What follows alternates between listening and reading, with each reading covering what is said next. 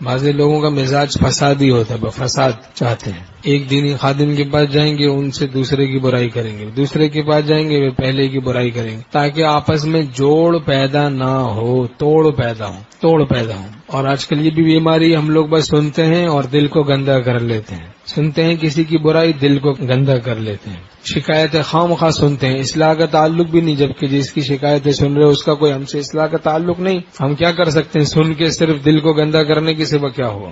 چلو کوئی ہمدرد ہے، کوئی ظلم ہوا ہے، مظلوم ہے، وہ اپنے دل کو ہلکا کرنے کے لیے کوئی بات کہتا ہے تو مختصر حسب ضرورت سن لی تو اس میں تو بات نہیں، لیکن اس کی آڑ میں پھر ہم لوگ خود ظالم بن جاتے ہیں. غیبتیں سن کر، برائیاں سن کر، جس سے شکایت ہو جاتی ہے اس کی ہر بات بری لگتی ہے. اب وہ شکایتیں تو ہوتی ہیں جو کچھ دن کے بعد پھر وہ بڑھ جاتی ہیں، وہ بغض بن جاتا ہے، کینہ بن جاتا ہے، پھر ایک دوسرے کو سے لڑائیاں کرتے ہیں، پھر یہاں تک کہ عداوت کرتے ہیں. پھر عداوت ایمان کو مونڈ دینے والی چیز ہے. اب وہ پھر ایک دوسرے پہ جادو کرا رہے ہیں، عاملوں کے پاس جا رہے ہیں، مال بھی برباد ہو رہا ہے، ایمان بھی برباد ہو رہا ہے. یہی ترتیب ہے.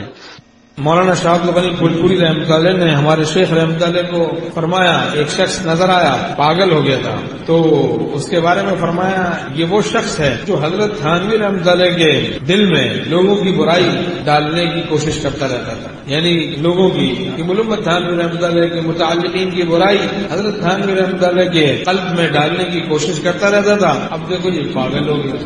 جیسی کرنی ویسی بھرنی، نہ مانے تو کر کے دے، جنت بھی ہے دوزخ بھی ہے، نہ مانے تو مر کے دے. من عاد لی ولیا فقد آذنتہ بالحرب، حدیث شریف میں جو میرے ولی سے عداوت رکھے اس کے لیے میرا اعلان جنگ ہے. حضرت مولانا رشید احمد گنگوہی رحمۃ اللہ نے فرمایا اہل اللہ سے اہل اللہ کے متعلق زبان کھولنے والوں کا چہرہ اور سینہ قبر میں کعبہ شریف سے پھیر دیا جاتا ہے. اگر کسی کو یقین نہ آئے تو فرمایا کھود کے دیکھ لو قبر. مولانا رشید احمد گنگوہی رحمۃ اللہ فرماتے ہیں کہ کھود کے دیکھ لو قبر. حدیث شریف میں مضمون ہے جو کسی اللہ والے کو ستاتا ہے تو حق تعالیٰ ایسا غضبناک ہوتا ہے جیسے شیر کے بچوں کو ستایا جائے تو شیر غضبناک ہوتا ہے. دیر سویر بڑی سخت پکڑ ہوتی ہے. بزرگوں نے فرمایا دو گناہوں سے بہت اہتمام سے بچو، سود سے اور اہل اللہ سے عداوت، کیونکہ دونوں پر اعلان جنگ ہے. اللہ